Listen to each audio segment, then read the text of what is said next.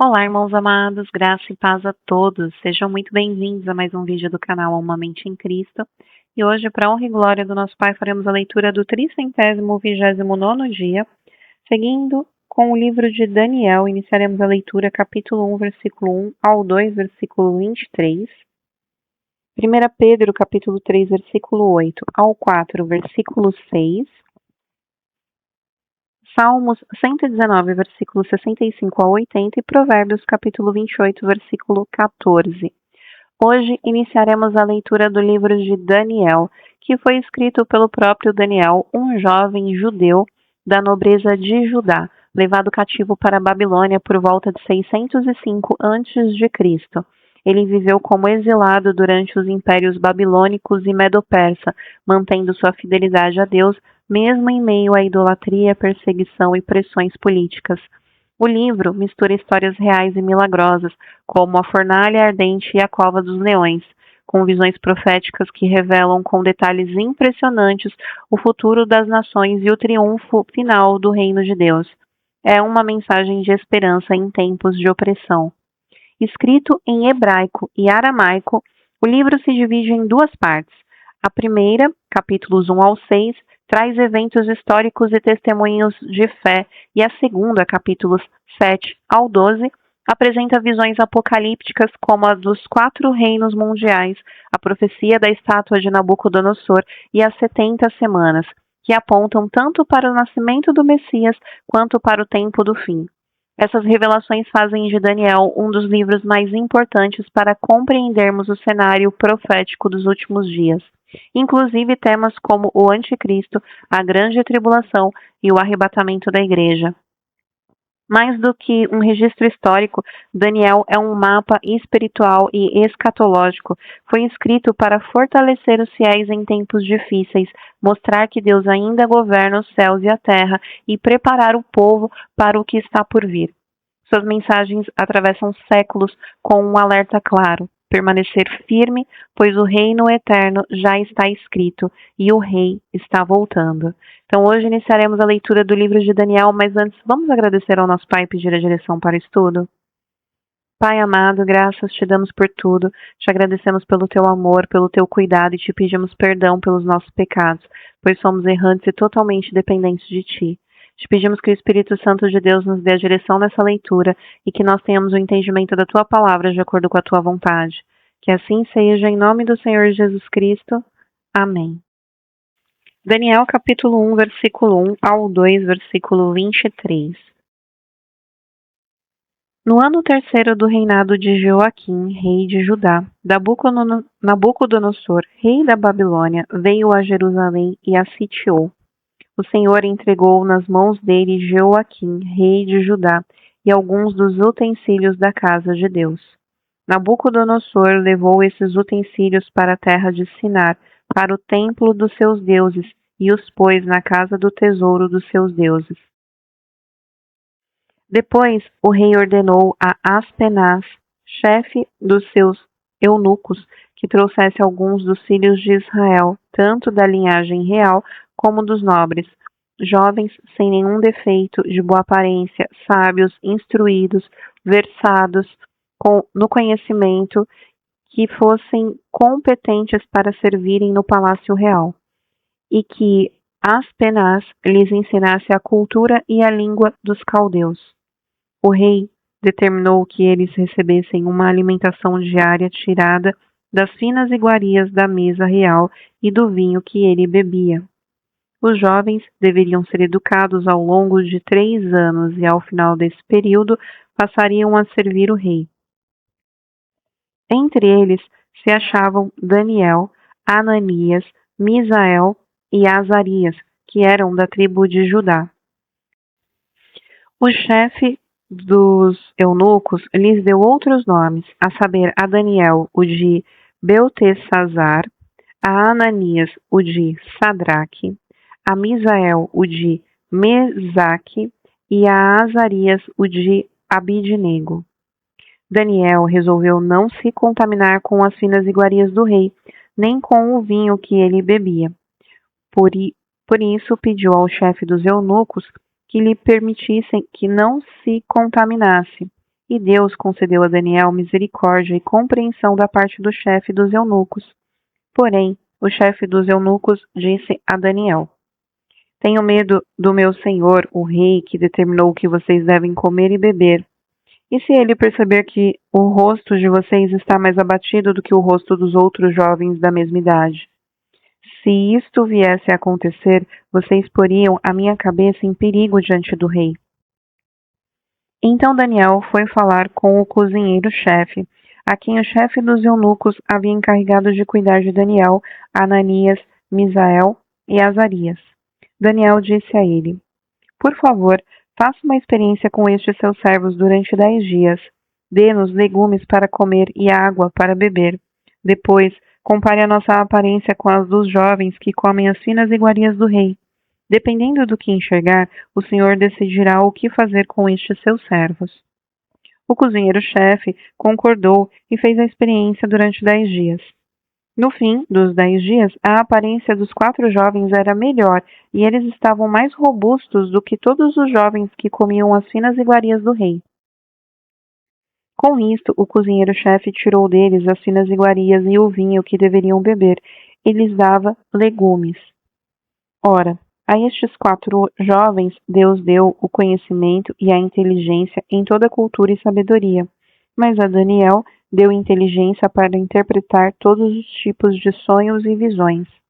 Ao final do tempo determinado pelo rei para que os jovens fossem levados à sua presença, o chefe dos eunucos os levou à presença de Nabucodonosor.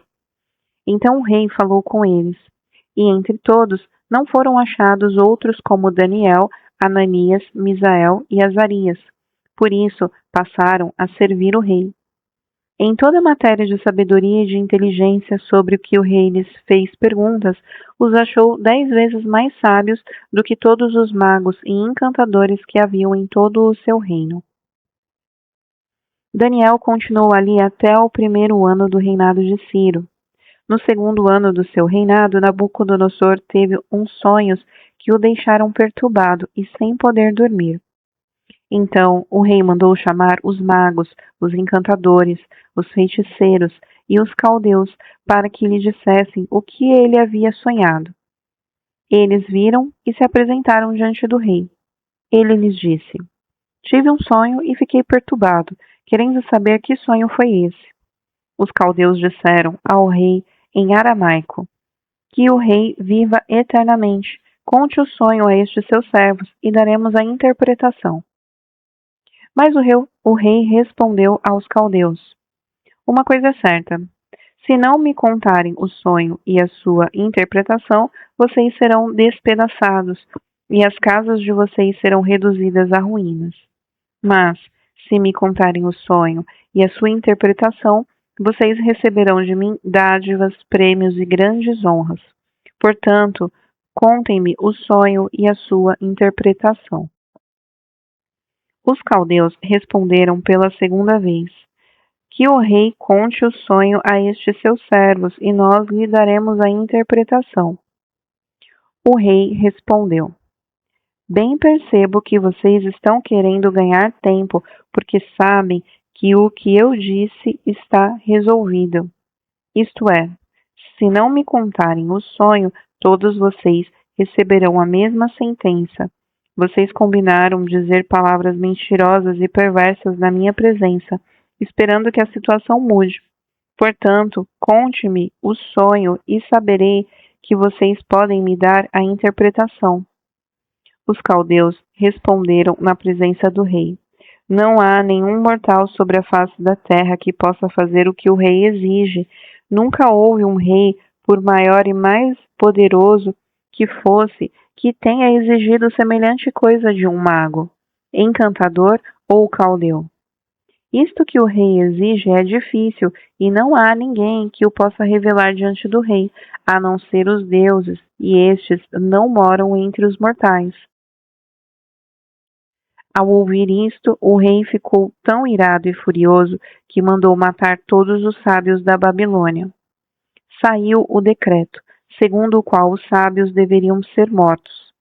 Foram buscar também Daniel e os seus companheiros para que fossem mortos. Então Daniel Com cautela e prudência, foi falar com Arioque, chefe da guarda do rei, que tinha saído para matar os sábios da Babilônia. Daniel perguntou a Arioque, encarregado do rei: por que esse decreto do rei é tão urgente? Então Arioque explicou o caso a Daniel. Daniel foi falar com o rei para pedir que lhe desse tempo e ele revelaria ao rei a interpretação.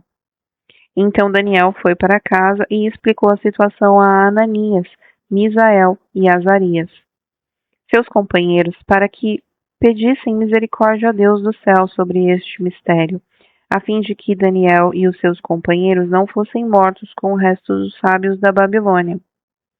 Então o mistério foi revelado a Daniel numa visão de noite.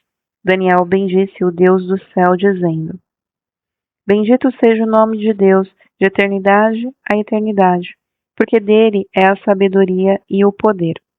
É ele quem muda o tempo e as estações, remove reis e estabelece reis. Ele dá sabedoria aos sábios e entendimento aos inteligentes. Ele revela o profundo e o escondido, conhece o que está em trevas, e com ele mora a luz. Ó Deus de meus pais, eu te agradeço e te louvo, porque me deste sabedoria e poder. E agora me revelaste o que te pedimos, porque nos fizeste saber este caso do rei. 1 Pedro capítulo 3, versículo 8 ao 4, versículo 6. Finalmente, tenham todos o mesmo modo de pensar, sejam compassivos, fraternalmente amigos, misericordiosos, humildes. Não paguem mal com mal, nem ofensa com ofensa. Pelo contrário, respondam com palavras de bênção, pois para isso mesmo vocês foram chamados, a fim de receberem bênção por herança. Pois aquele que quer amar a vida e ter dias felizes, refreie a língua do mal e evite que os seus lábios falem palavras enganosas. Afaste-se do mal e pratique o bem.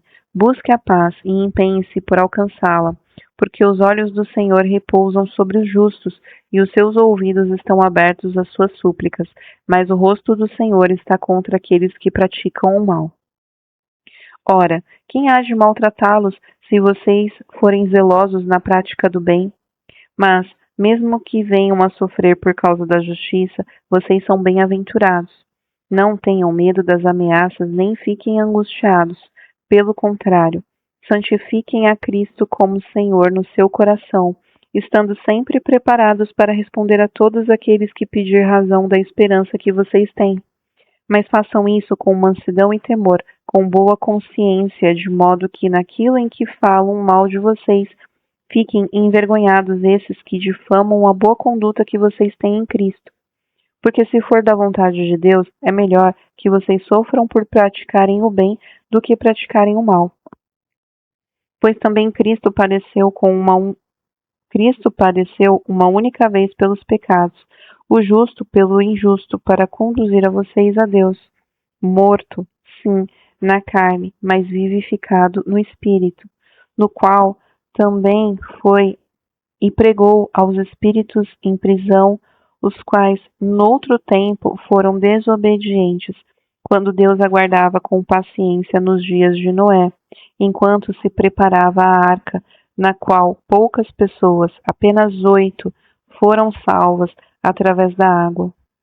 O batismo, que corresponde a isso, agora também salva vocês, não sendo a remoção das impurezas do corpo, mas o apelo por uma boa consciência para com Deus, por meio da ressurreição de Jesus Cristo, que depois de ir para o céu, está à direita de Deus, ficando-lhe subordinados anjos, potestades e poderes. Ora, tendo Cristo sofrido na carne, estejam também vocês armados do mesmo pensamento, pois aquele que sofreu na carne rompeu com o pecado, para que no tempo que lhes resta na carne, vocês não vivam mais acordados com as paixões humanas, mas segundo a vontade de Deus. Porque basta que no passado vocês tenham feito a vontade dos gentios, tendo andado em práticas libertinas, desejos carnais, bebedeiras, orgias, embriaguez e em detestáveis idolatrias. Por isso, falando mal de vocês, estranham que vocês não se juntam com eles no mesmo excesso de devassidão. Eles que terão de prestar contas àquele que é competente para julgar vivos e mortos, pois para este fim o Evangelho foi pregado também a mortos, para que mesmo julgados na carne segundo os homens, vivam em espírito segundo Deus. Salmos 119, versículos 65 a 80. Tete. Tens sido bom para o teu povo, Senhor, segundo a tua palavra. Ensina-me bom juízo e conhecimento, pois creio nos teus mandamentos. Antes de ser afligido eu andava errado, mas agora guardo a tua palavra. Tu és bom e fazes o bem. Ensina-me os teus decretos. Os soberbos têm forjado mentiras contra mim, mas eu guardo de todo o coração os teus preceitos. O coração deles se tornou insensível, como se fosse de sebo, mas eu me alegro da tua lei. Foi bom que eu tivesse passado pela aflição para que aprendesse os teus decretos. Para mim vale mais a lei que procede da tua boca do que milhares de peças de ouro ou de prata. Iode. As tuas mãos me fizeram e me formaram. Dá-me entendimento para que eu aprenda os teus mandamentos.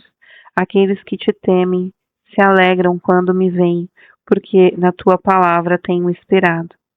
Bem sei, ó Senhor, que os teus juízos são justos e que com fidelidade me afligiste. Que a tua bondade me sirva de consolo segundo a palavra que deste ao teu servo. Venham sobre mim as tuas misericórdias para que eu viva, pois na tua lei está o meu prazer. Envergonhados sejam os soberbos por me haverem oprimido injustamente. Eu, porém, meditarei nos teus preceitos. Voltem-se para mim os que te temem e os que conhecem os teus testemunhos. Seja o meu coração irrepreensível nos teus decretos, para que eu não seja envergonhada. Provérbios 24, versículo 14. Feliz é aquele que sempre teme o Senhor, mas o que endurece o seu coração cairá na desgraça.